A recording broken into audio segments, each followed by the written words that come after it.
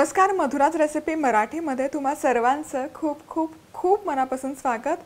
आज आपण वांग मसाला बनवणार आहोत। पण गंमत म्हणजे हे आतापर्यंत भरले वांग्याचे खूप सारे प्रकार आपण बघितले, पण हे सुकं भरलेलं वांग आपण म्हणू शकतो, जे डब्यामध्ये इझिली आपण कॅरी करू शकतो। आणि महत्त्वाची गोष्ट म्हणजे तीच चव येते। तर आपण यामध्ये आज एक सिक्रेट मसाला घालणार आहोत, ज्यामुळे रोजचं भरलेलं वांगाही याला एक मस्त खमंग अशी चव आणि छान असं रुचकर होईल। तर मसाला स्टफिंग बनवण्यासाठी सगळ्यात आधी एक 4 ते 5 चमचे भाजलेला शेंगदाण्याचा कूट घ्यायचा। यामध्ये 1 चमचा गोडा मसाला, लाल तिखट चवीपुरता,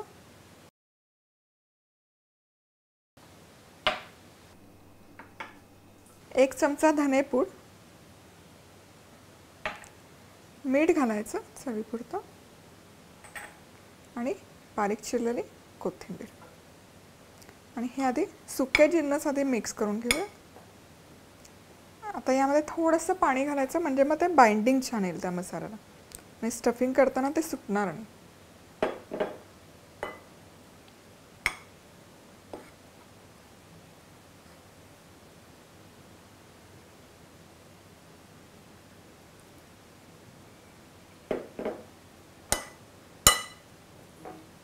आता हा मसाला बनवून तयार आहे।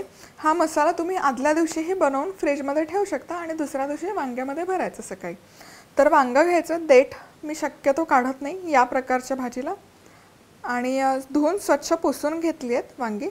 आता जनरली वांगी पटकन ऑक्सिडाइज होतात हवेच्या संपर्कात आल्यावर, कट केल्यावर, म्हणून मग मी काय करते, कट केली, पाण्यात घालण्यापेक्षा त्यातलं पोषण पण जातं, लगेच स्टफ करून घ्यायचं। कट केली रे केली,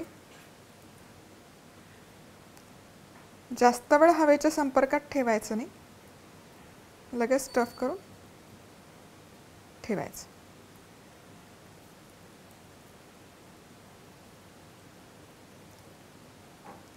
तसंच आपण एक दुसरा करूयात।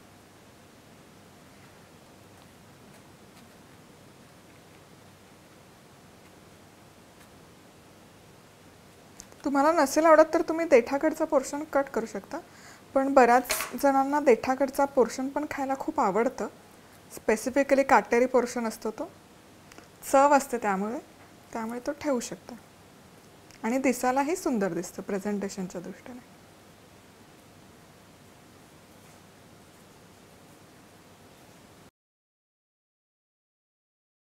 आता वांग भरून झालं की इथे तव्यामध्ये 1-2 चमचे तेल मी गरम करून घेतलंय। यामध्ये हे भरलेलं वांग सोडूयात।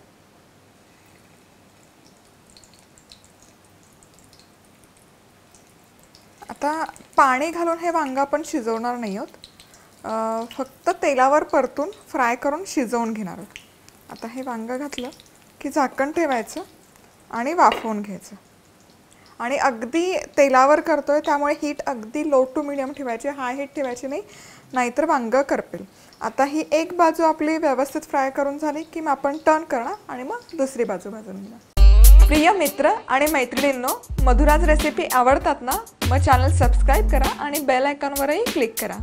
खूप खूप धन्यवाद आणि शुभेच्छा।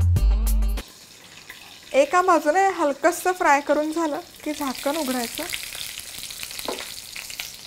आणि हे टर्न करून घ्यायचं।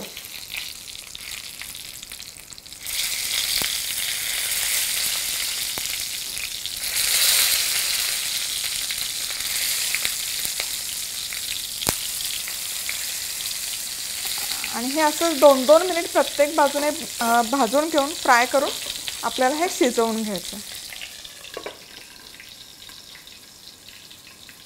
चला तर मग एक 8 ते 10 मिनिट फक्त मी हे छान असं फ्राय करून घेतलंय।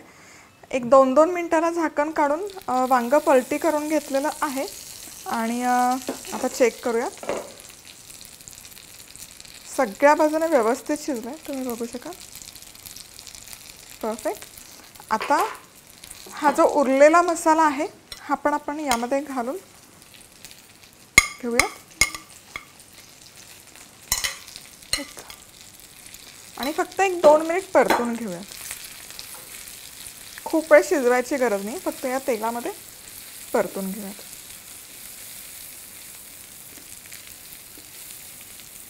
तर हा मसाला पण व्यवस्थित फ्राय करून झालेला आहे. आता येस, यामध्ये आपण सिक्रेट मसाला घालतो ती ॲडिशनल एक चव येण्यासाठी. तर इथे माझ्याकडे आहे मॅगी मसाला-ए-मॅजिक. तर यामध्ये ॲक्च्युअल 10 खडे मसाले आहेत जे मस्त असे खमंग भाजून त्याचे पूड किंवा पावडर केलेली आहे. आणि हा भाजी होत आली की सगळ्यात शेवटी फक्त असं भुरभुरायचं, फार काही करायचं नाही आहे, पण भाजीला एक वेगळीच चव येते या मसाल्यामुळे. मस्त.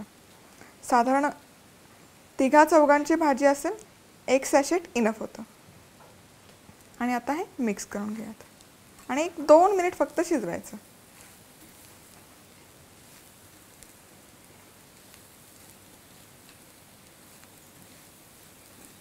सुक्का वांगा मसाला बनवून तयार आहे.